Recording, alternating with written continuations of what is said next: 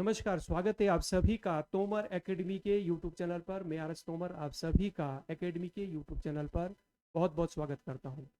आज मैं आपको ऐसे बच्चे से मिला रहा हूं जिसका उत्तराखंड जूनियर असिस्टेंट में सिलेक्शन हुआ है और इनकी उत्तराखंड में बहुत अच्छी रैंक है। ये एसटी कैटेगरी से बिलोंग करते हैं और इनकी एसटी कैटेगरी में 5वीं रैंक है। नाम है सुरेश शर्मा जी। तो सुरेश शर्मा जी को सबसे पहले मैं सिलेक्शन पर बधाई देता हूं कि आपको बहुत बहुत बधाई। और ये अपना परिचय देंगे। शर्मा जी, आप अपना परिचय दीजिए। धन्यवाद सर। सर, मेरा नाम सुरेश शर्मा, मैं ग्राम मठियाना, तहसील चक्राता, जिला देहरादून से हूँ सर। शर्मा जी, सबसे पहले मैं आपसे जो है आपकी जो शैक्षिक योग्यता है उसके बारे में जानना चाहता हूँ। आप जो है अपनी शैक्षिक योग्यता बताएं और शिक्षा जो है आपने कहाँ कहाँ से ग्रहण की, 10वीं 12वीं और उसके बाद में आपने जो है ग्रेजुएशन वगैरह, वो पूरी जो है आप बताएं अपनी जर्नी के बारे में। सर, मेरी प्राथमिक शिक्षा गांव से ही हुई है। उसके बाद हाई स्कूल इंटर मेरा राजकीय इंटर कॉलेज साहिया देहरादून से हुआ है। उसके बाद सर मैंने पॉलिटेक्निक डिप्लोमा किया है और अभी ग्रेजुएशन कंप्लीट कर लिया है। आप कह रहे हैं कि आपने जो है इंटर के बाद पॉलिटेक्निक किया, तो आपने जो पॉलिटेक्निक किया तो टेक्निकल से आप इस तरह से मतलब उत्तराखंड एग्जाम्स की जो तैयारी है वो कैसे आप इधर जो है आई, आपको किसने बताया? आपने खुद ही जो है मन बनाया कि मुझे जो है उत्तराखंड की तैयारी करनी? थोड़ा सा बताएं आप किस तरह से जो है उत्तराखंड की तैयारी में लगे। सर पहले तो जब मैंने पॉलिटेक्निक कंप्लीट किया तो मेरा प्लेसमेंट हुआ था। एक जैपनीज़ कंपनी है ब्रिजस्टोन करके, गुड़गांव में की ब्रांच है। तो मैं उसमें जॉब करने गया था सर। 5-6 महीने लगभग जॉब करी मैंने उधर। तो मैंने देखा सर कि वहाँ पर मतलब हम यहाँ डिप्लोमा करके गए हैं और कुछ वहाँ पर ये 9वीं 10वीं के जो 9वीं 10वीं पढ़ के आए हैं वो भी सेम काम कर रहे हैं, हम भी सेम, मतलब मजदूरी टाइप का काम था सर। तो सर मेरा वहाँ से मुझे लगा कि नहीं, ये यहाँ पर लाइफ नहीं है। तो मेरा सर सरकारी नौकरी की तरफ मेरा रुझान हुआ। तो मैंने कोचिंग करनी शुरू करी। पहले मैंने सर टेक्निकल की कोचिंग ली, तो उसी के दौरान मुझे जीएस भी पढ़ना पड़ रहा था। तो मैंने फिर तब तक इधर सर उत्तराखंड पुलिस की वैकेंसी निकल गई। फिर मैंने उसके लिए तैयारी करनी शुरू कर दी। मैंने फिर हिंदी भी पढ़ा, उत्तराखंड भी पढ़ा। फिर उस एग्ज़ाम के लिए मैंने तैयारी की और तो उसमें मेरा सर सिलेक्शन हो गया था, लेकिन फाइनल मेरिट में नाम नहीं आ पाया, कुछ पॉइंट से मैं पार हो गया। शर्मा जी, आप ये कह रहे हैं कि मतलब आपने 2022 में आई थी शायद भर्ती, हो है ना? 22 में भर्ती आई थी पुलिस की। तो ये टेक्निकल के छात्र रहे हैं, इन्होंने 22 में उत्तराखंड पुलिस में जो भर्ती आई थी उसका फॉर्म भरा था और इसकी तैयारी में उत्तराखंड की तैयारी में लग गए। तब से इन्होंने जो अपनी तैयारी कंटिन्यू रखी। तो लगभग आज देखो 25 चल रहा है, अब 25 भी समाप्ति की ओर है। लगभग 2-2.5 साल शायद आपने तैयारी करी। तो उत्तराखंड की तैयारी में लगभग ये 2-2.5 साल से है। तो शर्मा जी, मैं आपसे ये पूछना चाहता हूँ कि जो बच्चे तैयारी कर रहे हैं उत्तराखंड की, तो उनको जो है कितने साल धैर्य बना के रखना चाहिए, लगभग कितना साल जो है तैयारी करनी चाहिए? क्योंकि कुछ बच्चे ऐसे होते हैं कि 1-1.5 साल तैयारी करी और फिर छोड़ देते तैयारी। तो आप थोड़ा सा बताएंगे ऐसे कि मतलब कितने टाइम तक जो है कितना समय देना चाहिए उत्तराखंड की जो तैयारी है, कितना समय जो है उनको देना चाहिए? आप थोड़ा टाइम के बारे में बताएं। सर जैसे आपने बोला कि मतलब कितना धैर्य रखना चाहिए, तो सर मैं इसमें बताना चाहूँगा। पहले तो सर स्टेट एग्ज़ाम की थोड़ी सी यही समस्या है कि इसमें टाइम का थोड़ा दिक्कत है। कभी वैकेंसी आती है, नहीं तो कभी फिर लंबा गैप चला जाता है, कभी एग्ज़ाम कैंसिल हो रहे हैं, जैसा कि आपने देखा होगा अभी पिछले एग्ज़ाम। तो मैं जैसे अपनी बात करूं सर, मैं तो जब पुलिस का रिज़ल्ट आया तो पहले मेरे को लगा हो जाएगा, ठीक ठाक नंबर थे सर। तो लेकिन जब फाइनल मेरिट में मैं पॉइंट से बाहर हुआ, 0.25 से लगभग मैं बाहर हुआ, तो मेरा बिल्कुल मन रूठ गया था। मैं तैयारी के मूड में नहीं था, मेरा दिमाग ऐसे हो गया था कि नहीं, अब मैं नहीं करूँगा। फिर मैं कंटिन्यू लगा रहा, फिर मैंने आगे एग्ज़ाम दिए। फिर बीडीओ बी पीडीओ का जो एग्ज़ाम हुआ था लास्ट टाइम, तो वो एग्ज़ाम भी मेरा अच्छा हुआ सर। उसमें भी मेरी रैंक 16 थी कैटेगरी में। फिर और उसमें मेरे पास ट्रिपल सी नहीं था, उस वजह से उसमें भी नहीं हो पाया सिलेक्शन। जबकि मेरे पीछे बहुत सारे बच्चे थे, 50 रैंक तक थे, तो उनका भी हुआ जिसके पास ट्रिपल सी था, तो उसमें भी नहीं हुआ। फिर भी मन बार बार ऐसे, लेकिन मैं कंटिन्यूटी बना के रखी, मैंने छोड़ा नहीं। फिर भी मेरे को लगा कि तैयारी ठीक है तो मैं लगा रहता हूँ, छोड़ूंगा नहीं मैं जब तक भी। तो अभी मेरा इसमें ये कन्या सहायक वाले में हुआ। तो मतलब धैर्य तो सर बहुत ज़रूरी है। धैर्य आपको कंटिन्यूटी बना के रखनी ही पड़ेगी, वरना आप ऐसे होगा कि मतलब आप लगोगे 6 महीने, फिर एक एग्ज़ाम दोगे, फिर कहोगे कि नहीं नहीं हो रहा है इधर उधर, तो ऐसे सिलेक्शन कभी नहीं होगा। धैर्य बहुत ज़रूरी है। अच्छा बच्चों, शर्मा जी का कहना ये है कि तैयारी जो है कम से कम 2-3 साल जो है तैयारी खूब जम के करनी चाहिए, धैर्य बना के रखना चाहिए। इन्होंने भी ये नहीं कि इन्होंने एक ही एग्जाम दिया और सीधा सिलेक्शन हुआ। इससे देखो 2022 में इनका पुलिस में भी सिलेक्शन हुआ था, लेकिन लास्ट मेरिट में जो है बाहर हो गई। उसके बाद जो है इनका वीडियो में भी सिलेक्शन हुआ था, लेकिन लास्ट मेरिट में बाहर हो गई। तो यानी इन्होंने धैर्य बनाकर रखा, तैयारी को नहीं छोड़ा। तो लगातार कंटिन्यूअस आप तैयारी करते रहो। जो भी बच्चे तैयारी कर रहे हैं तो आपको यही शिक्षा मिलती है कि आप लगातार तैयारी करते रहेंगे तो निश्चित रूप से आपका भी सिलेक्शन होगा। तो अच्छा शर्मा जी, मैं आपसे ये प्रश्न पूछना चाह रहा हूँ कि जैसे आपने ये एग्ज़ाम दिया है उत्तराखंड का, ठीक है, इसमें आपका सिलेक्शन हो, तो बच्चों के दिमाग में ये प्रश्न रहता है कि जैसे 100 क्वेश्चन होते हैं, उसमें 100 के 100 क्वेश्चन करने चाहिए या 80-90 कितना लगभग करने चाहिए एक प्रश्न? तो आप थोड़ा सा बताएंगे कि आपने कितने क्वेश्चन करे थे, थोड़ा सा बताएं, गाइड करें बच्चों को, क्योंकि जो तैयारी वाले बच्चे हैं वो जो है उनको पता नहीं होता कि भाई क्या किस तरह से अटेम्प्ट करने चाहिए, तो कितने क्वेश्चन जो है अटेम्प्ट करने चाहिए। सर ये बात पहले तो सर एग्ज़ाम पे डिपेंड करती है कि किस तरह का आपका पेपर बना है सर। अगर हार्ड पेपर है तो आपको लगभग 80 के आसपास पे ठीक है, क्योंकि मेरिट उतनी हाई नहीं जाती अगर पेपर टफ है। और अगर नॉर्मल पेपर है तो आपको सर अगर तैयारी अच्छी है तो लगभग 90 तक तो जाना पड़ेगा सर।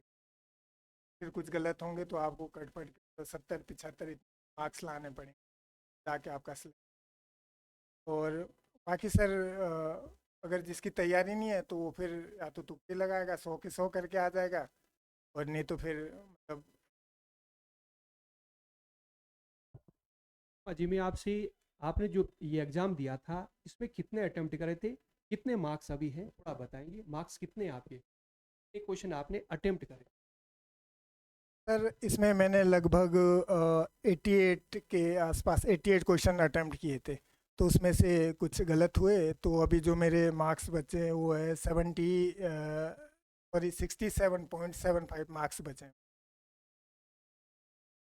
शर्मा जी, दूसरा जो है बच्चों के, जो बच्चे तैयारी कर रहे हैं वो जो है इनके दिमाग में ये रहता है कि उत्तराखंड जीएस के लिए देखो बहुत सारी बुक्स हैं मार्केट, तो उत्तराखंड जीएस के लिए कौन सी बुक्स पढ़नी चाहिए, क्योंकि जो बुक्स हैं वो बहुत बड़ा मतलब इंपॉर्टेंट रोल अदा करती है सिलेक्शन। तो मतलब जो है उत्तराखंड जीएस के लिए कौन सी बुक्सें पढ़ें और हिंदी के लिए कौन सी बुक्सें पढ़ें, आपने कौन सी पढ़ी थी, आप अपना अनुभव बताएं। और जीएस के लिए आपने कौन सी पढ़ी थी, रीजनिंग के लिए 4 पोर्शन होते हैं, थोड़ा बताएं आप जो है कौन सी बुक से पढ़ी है, ताकि जो बच्चे तैयारी कर रहे हैं, आपका सिलेक्शन तो हो गया है, ताकि उन बच्चों का भी सिलेक्शन हो। क्योंकि कुछ बच्चे ऐसे हैं जो मतलब 2-3 साल से तैयारी कर रहे हैं, सिलेक्शन नहीं हो पा रहा, तैयारी ठीक है उनकी, लेकिन उनके लिए थोड़ा सा बताएंगे बुक से जो है कौन सी पढ़नी है, आप थोड़ा बताएं। सर जैसे आपने उत्तराखंड के लिए बोला, तो उत्तराखंड की सर मार्केट में बहुत सारी बुक्स है सर। अगर आप देखने चले जाओगे कि मेरे को उत्तराखंड की बुक्स, तो बहुत सारी दिखा देंगे। लेकिन सर जो बेसिक जो बुक्स है परीक्षा वाणी बीएस ने की, हमने तो सर, मैं अपनी बात करूं तो मैंने तो लगभग इन्हीं बुकों को पढ़ा है। और मेरा मानना ये है कि आप अगर मार्केट में जाके 10 बुक ले लोगे कि उत्तराखंड की मेरे को हिस्ट्री की चाहिए, ये ज्योग्राफी की संस्कृति की अलग चाहिए, तो उससे अच्छा है कि आप एक दो बेसिक बुक्स को लो और उसको कम से कम 10 से 15 बार पढ़ो, आपके कॉन्सेप्ट क्लियर हो जाएंगे। वरना बुकें बहुत सारी है मार्केट। तो मैंने तो सर बीएस ने की और परीक्षा वाणी को ज़्यादा फोकस ही अच्छे से पढ़ा है। बाकी सर थोड़ा बहुत ऑनलाइन प्रैक्टिस कक्षाएं भी। और बाकी हिंदी के लिए तो सर मेरे हिसाब से लूसेंट सर इनफ है, अच्छी बुक है लूसेंट। बाकी राजपाल यादव भी लेते हैं थोड़ा बहुत, बाकी लूसेंट अच्छी है, अगर सही रखते हो। और जीएस के लिए भी सर मैं, जैसे उत्तराखंड के एग्ज़ाम देते हैं तो उसके लिए बेसिक तो लूसेंट ही है। एक बीएस नेगी की बुक है जीएस के लिए, वो भी अच्छी बुक है सर, उसका भी मतलब पेपर के पैटर्न के हिसाब से दिया हुआ है ना, उसमें बहुत ज़्यादा डीप है ना, तो वो बुक भी अच्छी है सर। तो ये बुक सर जो पढ़ी है बाकी। बच्चों ये शर्मा जी कह रहे हैं कि जो जीएस के लिए है लुसेंट प्लस बीएस नेगी की इन्होंने पढ़ी, और उत्तराखंड जीएस के लिए इन्होंने परीक्षा वाणी जो बेसिक बुक है और बीएस नेगी की बुक पढ़ी है। तो आप इस तरह से आप भी इसका यूज़ करें और इसको पढ़ें। और रीजनिंग के लिए भी आपने कह रहे हैं कि वो थोड़ा ऑनलाइन और बाकी पेपर प्रैक्टिस इन्होंने करा, उससे रीजनिंग जो है इम्प्रूव करी। एक बेसिक बुक आप रख सकते हैं। हिंदी के लिए लुसेंट प्लस राजपाल यादव। तो इस तरह से आप भी पढ़ें इसको और आपका भी सिलेक्शन निश्चित रूप से आपका भी सिलेक्शन होगा, आप सिलेक्शन लें। शर्मा जी दूसरा जो है बच्चों का एक प्रश्न रहता है कि जो नए नए बच्चे इंटर करके आते हैं या जो का भी मतलब ग्रेजुएशन चल रहा है, उनको कोचिंग करनी चाहिए या नहीं करनी चाहिए? क्या है मतलब कोचिंग से कुछ फ़ायदा होता है नहीं होता है? क्या आपने भी मतलब कोचिंग करी थी और किस तरह से मतलब जो है बताएं थोड़ा सा आप। सर मेरा मानना तो ये है कि जब बच्चा स्टार्ट में नया नया देहरादून में आता है तो एक बार उसे कोचिंग लेनी चाहिए सर, क्योंकि आप वहाँ से ना बेसिक आपका तरीका पता चलता है, क्या पैटर्न है, क्या पढ़ना है, क्या नहीं पढ़ना है। अगर आप डायरेक्ट आके कोई सी बुक उठा लेते तो आपको कुछ समझ में नहीं आता। पर अगर आप कोचिंग जाते हो तो कोचिंग से आपको वो दिशा निर्देश मिलते हैं, किस तरह क्या क्या पढ़ना है, और पूरा सिलेबस कंप्लीट कराया जाता है। इसलिए आपको एक बार कोचिंग लेना ज़रूरी है। के बाद आप अपनी तैयारी उसको रिवीजन करें और बाद में आप प्रैक्टिस कक्षाएं। कि दूसरा बच्चों का ये प्रश्न रहता है कि जैसे कोचिंग कर ली तो उसके बाद जैसे प्रैक्टिस का रहता है, तो प्रैक्टिस पेपर को करने चाहिए या नहीं करने चाहिए? तो प्रैक्टिस पेपर क्या आपने भी करे थे? तो थोड़ा बताएं जरा, प्रैक्टिस पेपर क्या उससे कुछ फ़ायदा होता है? तो करना चाहिए बच्चों को कि नहीं करना चाहिए? तो थोड़ा बताएं जरा। अच्छा दूसरा जो है, जो प्रीवियस ईयर क्वेश्चन पेपर है, क्या उसको देखना चाहिए या ऐसे ही जो है तैयारी जो है कर बिना देखे जो है प्रीवियस ईयर देखे बिना जो है तैयारी कर? तो इसके बारे में बताएं कि उसकी इम्पोर्टेंस क्या है, प्रीवियस ईयर पेपर और प्रैक्टिस पेपर ये करने चाहिए नहीं करने चाहिए? क्या आपने भी करे थे? जी सर, मैंने प्रैक्टिस कक्षाएं करी थी सर। और सर आपने प्रीवियस ईयर का जिक्र किया तो मैं कहना चाहता हूँ प्रीवियस ईयर का बहुत बड़ा रोल होता है सर। उससे हमें पैटर्न पता चलता है कि क्या पेपर में पूछ क्या रहा है सर। वरना हम लगातार पढ़ रहे हैं, हमें पता नहीं कि पूछ क्या रहा है, एग्जामिनर क्या पूछ रहा है। तो इसलिए प्रीवियस ईयर का तो सर बहुत ज़्यादा रोल रहता है। हमें ये नहीं कि उनको रटना है, लेकिन ये है कि उससे हमें पैटर्न देखना है सर कि एग्जामिनर पूछ क्या रहा है, कौन सा टॉपिक ज़्यादा पूछ रहा है, कौन सा कम, तो उस हिसाब से हमें देखना है। और बाकी सर जब आप अपना रिवीजन कर लेते हैं, कोचिंग पूरी कर लेते हैं, तो जब उसके बाद सर प्रैक्टिस कक्षाएं करनी चाहिए, क्योंकि आपका इम्प्रूवमेंट होता है, प्रैक्टिस हो जाती है अच्छी, आपको पता चलता है कि मेरे को कितना मैं कर पा रहा हूँ, कितने मेरे मार्क्स आ रहे हैं, कौन कौन सी गलतियाँ हो रही है। तो इसलिए प्रैक्टिस सर ज़रूरी है। बच्चों शर्मा जी का कहना है कि जब कोचिंग हो जाती है और आप तैयारी में हैं तो ज़रूर प्रैक्टिस करें और जो प्रीवियस ईयर पेपर है उसको ज़रूर देखें, क्योंकि वहाँ से पैटर्न का पता, टाइप का पता लगता है कि किस टाइप का पैटर्न है, किस टाइप के प्रश्न पूछे जा रहे हैं, है ना? पेपर की डिमांड क्या है? प्रीवियस ईयर बहुत इंपॉर्टेंट है। अगर आप प्रीवियस ईयर नहीं लगाओगे तो आपकी तैयारी बेकार है। तो निश्चित रूप से आपकी तैयारी बेहतर तब होगी अगर आप जो प्रीवियस ईयर पेपर है उसको लगाएंगे। तो प्रीवियस ईयर पेपर आपके टेबल पे रहना चाहिए और उसके हिसाब से आपको तैयारी करनी चाहिए। अच्छा शर्मा जी दूसरा ये प्रश्न था बच्चों का कि जो पढ़ाई है वो मतलब जो है किस तरह से कितने घंटे करनी चाहिए, और लगभग मतलब जो है अगर अच्छी तैयारी करनी है तो घंटे लगभग घंटे के हिसाब से आप बता सकते हैं, घंटे के हिसाब से या दिन के हिसाब से? और दूसरा ये कि जैसे सब्जेक्ट है बहुत सारे, देखो उत्तराखंड पढ़ना है, रीजनिंग पढ़नी है, पीकेजीएस पढ़ना है, तो इन सब्जेक्ट को सारे एक ही दिन में पढ़ने चाहिए या कुछ ऐसे अल्टरनेट डे में कि जैसे आज जीएस पढ़ा कल उत्तराखंड पढ़ा? आपका टाइम टेबल क्या था, कैसे पढ़ते थे आप? एक साथ पढ़ते थे या अलग अलग दिन में अलग अलग? आप अपना टाइम टेबल बताएं। सर जैसे आपने पढ़ने का तरीका बताया, तो वैसे तो सर सबका अपना अपना अलग तरीका हो सकता है। कोई अल्टरनेट डेज में बुक्स को प्रेफरेंस देता है, कोई एक ही दिन में सारी बुक्स को।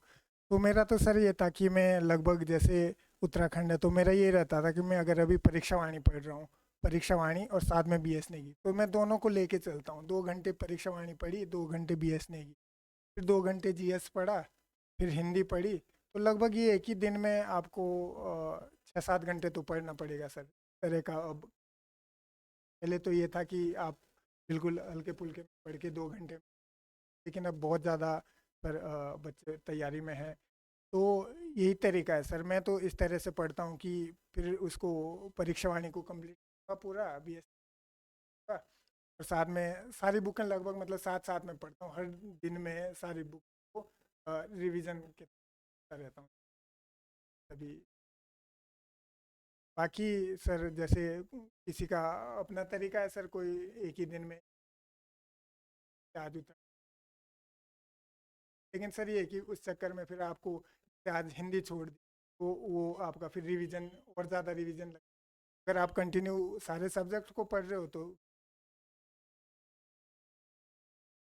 बच्चों, शर्मा जी ये कह रहे हैं कि जब आप, जो भी बच्चे तैयारी कर रहे हैं, आपको किस तरह से पढ़ना चाहिए। इनका जो टाइम टेबल रहा है, इन्होंने जो है सारे सब्जेक्ट पढ़े हैं। जैसे रोज जो है सारे सब्जेक्ट पढ़ते थे, जैसे उत्तराखंड जीएस है, और साथ में प्लस जीएस है, और रीजनिंग है, और हिंदी है। ये सभी विषय जो है पढ़ते थे। जैसे माना रीजनिंग का छोटा सिलेबस उसमें समय देते थे, अब जैसे जीएस है ज़्यादा बड़ा सब्जेक्ट, उसमें ज़्यादा समय देते थे। तो इस तरह से मतलब रोज जो है उसमें फिर क्या है कि कोई सब्जेक्ट छूटेगा नहीं, तो लगातार जो है बने रहेंगे, सारे सब्जेक्ट जो है कवर होते रहेंगे। तो आप लोगों को भी इस तरह से पढ़ना चाहिए कि जीएस, उत्तराखंड जीएस, हिंदी वगैरह अपने 2-2 घंटे, यानी ठीक है 2-2 3-3 घंटे इस तरह से जो है पढ़ते रहें, और हर दिन जो है सारे सब्जेक्ट पढ़ें, तो आपकी तैयारी बेहतर होगी।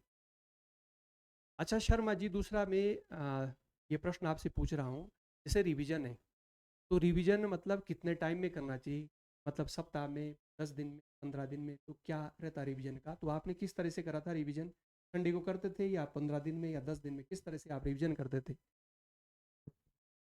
सर रिवीजन करने का ये तरीका हो सकता है कि जैसे आप हफ्ते भर स्टार्ट से किसी भी बुक्स को पढ़ रहे हो, तो जैसे संडे आ गया, संडे को उसको पूरा रिवाइज कर लो, जितना आपने पढ़ा है हफ्ते भर में 6 दिन में जितना पढ़ा है, संडे के दिन उसको रिवाइज कर लो जितने भी सब्जेक्ट पढ़े हैं।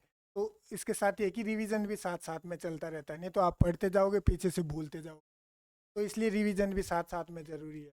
बाकी सर आपको पैटर्न देख के पढ़ना पड़ेगा, वरना ऐसे होगा कि आप जैसे उत्तराखंड का बड़ा पोर्शन तो उसको थोड़ा ज़्यादा टाइम, आप 40 नंबर का पूछता है उत्तराखंड, तो उसको थोड़ा ज़्यादा पढ़ना पड़ेगा। ये 20 नंबर की है, उसको भी ठीक पढ़ना पड़ेगा। रीजनिंग है 10 नंबर की, तो उसको भी कंटिन्यू आपको पढ़ना पड़ेगा। ये नहीं कि आप उत्तराखंड रटने में उत्तराखंड ही पढ़ रहे हो, तो एक सब्जेक्ट से सिलेक्शन नहीं होता, आपको सभी थोड़ा थोड़ा पढ़ना पड़ेगा, प्लस उसको रिविजन करना पड़ेगा। तो शर्मा जी ये कह रहे हैं कि रिवीजन आप सप्ताह में कर सकते हैं, जैसे संडे को आपने रिवीजन का दिन रखा, रिवीजन कर लो, जो आपने 7 दिन में पढ़ा उसका रिवीजन करो, और हर रोज बाकी जो है हर रोज जो है सारे सब्जेक्ट को पढ़ना चाहिए। अब ये नहीं कि जैसे हिंदी आप सोच रहे कि हिंदी आ जाती है ऐसे, तो आपके क्या होंगे, उसमें प्रश्न गलत हो जाएंगे। तो Hindi, reasoning, Uttarakhand GS, GS सारे प्रश्न जो है, सारे सब्जेक्ट आपको अच्छे से तैयार करने चाहिए, रोज पढ़ने चाहिए, और एक सप्ताह में एक दिन जो है रिविजन के लिए रखो। तो ये तरीका होना चाहिए पढ़ने का। इस तरह से आप तैयारी करेंगे तो आपकी बेहतर तैयारी हो। शर्मा जी, अंत में मैं आपसे ये प्रश्न पूछना चाह रहा हूँ कि जो बच्चे तैयारी कर रहे हैं, और कुछ बच्चे ऐसे हैं जो मतलब 2-3 साल से तैयारी कर रहे हैं, और उनका अभी तक जो है सिलेक्शन नहीं, और मतलब वो बिल्कुल बॉर्डर लाइन पे है, तो उनके लिए क्या मतलब मैसेज है, किस तरह से वो तैयारी को इम्प्रूव करें, क्या उनका कुछ करंट वाला या क्या कमी हो सकती है, ठीक है, तो उसको कैसे इम्प्रूव करें, ठीक है, तो उनको क्या संदेश देना चाहते हैं जो नए बच्चे हैं जो अभी तैयारी में है, तो उनको क्या संदेश है आप अंत में, किस तरह से वो तैयारी अपनी बेहतर करें। सर जो नए बच्चे हैं उनसे तो मैं कहना चाहूँगा कि आप पहले अपना स्टार्ट से ना वो सिलेबस को क्लियर करके चलें, स्टार्ट से पढ़ते जाएं सभी सब्जेक्ट। आप कोचिंग जा रहे हो तो कोचिंग में पढ़े, अगर नहीं भी जा रहे हो तो घर में स्टार्ट से मतलब पूरा लाइन वाइज पढ़ते जाएं। ये नहीं कि आपने थोड़ा पढ़ा फिर पीछे का शुरू किया, एक साइड से ना पूरा सिलेबस कंप्लीट करके चलें, तो धीरे धीरे आप और फिर बाद में पढ़ोगे तो रिवीजन में कम टाइम लगे, कभी एक बार आपने कम। और जो सर पुराने बच्चे हैं जो बॉर्डर लाइन पे रहते हैं, कभी 2 नंबर, उनका सर मेरा कहना यही है कि धैर्य बना के रखें। एक ना एक दिन सर सबका सिलेक्शन होता है। मैं अपने दोस्तों के साथ, मैंने अपने साथ देखा है कि मैं भी, आपको जैसे बताया मैंने कि 2 एग्ज़ाम पिछले मेरे ऐसे हुए, मैं बिल्कुल पॉइंट से बाहर हूँ और बाकी एग्ज़ाम में भी आसपास ही रहता था। और मेरे दोस्त भी हैं जो बार बार बाहर हो रहे हैं, निराश होते हैं, लेकिन निराश नहीं होना है। आपको कंटिन्यू रहना है बस। आपका जिस दिन आपका टाइम होगा तो आपका सिलेक्शन को, क्योंकि आपने इतनी तैयारी कर ली है कि आप बॉर्डर लाइन पे पहुंच चुके हो। तो सर धैर्य बना के रखना है, मेरा कहना ये है। और कंटिन्यूटी रखनी है। सिलेक्शन सबका होगा, एक दिन सबका सिलेक्शन होगा। बच्चों, शर्मा जी का कहना यह है कि धैर्य, धैर्य बहुत बड़ी चीज है। धैर्य मतलब आपने जो है, जो आपकी तैयारी है उसमें लगे रहें, बने रहें। आपने तैयारी नहीं छोड़नी। अब जैसे माना कि 2-3 साल से बच्चे तैयारी कर, उनका सिलेक्शन नहीं हो रहा है, तो अपना जो मनोबल है वो डाउन नहीं करना है, धैर्य बना के रखना है। अपनी जो तैयारी है उसको कंटिन्यूस करते रहें, तो निश्चित रूप से आपका सिलेक्शन भी होगा। आप अपनी बारी का इंतजार करें तो आपका सिलेक्शन होगा। और खूब मेहनत करते हैं, लगातार मेहनत करते हैं, मेहनत कर ही रहे हैं, लगातार उसको बना के रखें। जो कमियां हैं उसको दूर करें, ठीक है। और इस तरह से आप पढ़ेंगे तो आपकी तैयारी बढ़िया होगी, बेहतर होगी। रिवीजन आप टाइम टाइम से करते रहें।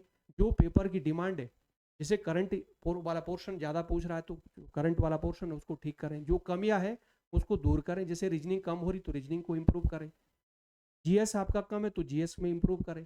तो इस तरह से उसको जो कमजोर है आपका, उसमें ज़्यादा समय दें। तो इस तरह से आपने तैयारी करनी है और धैर्य बना के रखना है, तो आपका निश्चित रूप से सिलेक्शन होगा। जो बच्चे 2-3 साल से कर रहे हैं उनका सिलेक्शन अभी तक नहीं हुआ, तो आपका भी सिलेक्शन होगा। शर्मा जी जैसे कह रहे हैं कि भाई इन्होंने पहले जो है पुलिस का पेपर दिया था, उसमें सिलेक्शन होता लास्ट में बाहर, फिर वीडियो का दिया था उसमें दिया लास्ट में बाहर, लेकिन इन्होंने धैर्य बना के रखा, छोड़ा नहीं। तो लगे रहे और इनका सिलेक्शन हो गया। बच्चों, आपका भी सिलेक्शन इसी तरह से होगा। आप भी मेहनत कर ही रहे हैं, लगे रहो, आपका सिलेक्शन भी होगा। जो कमजोर पोर्शन है उसको ठीक करिए और अभ्यास और प्रीवियस ईयर पेपर जरूर देखें। इस तरह से आप पढ़ेंगे तो आपका सिलेक्शन होगा। तो इसी के साथ मैं अब समापन कर रहा हूं और सभी बच्चों को शुभकामनाएं देता हूं कि आपका जो है सिलेक्शन हो, आपकी तैयारी बेहतर हो। धन्यवाद आप सभी का।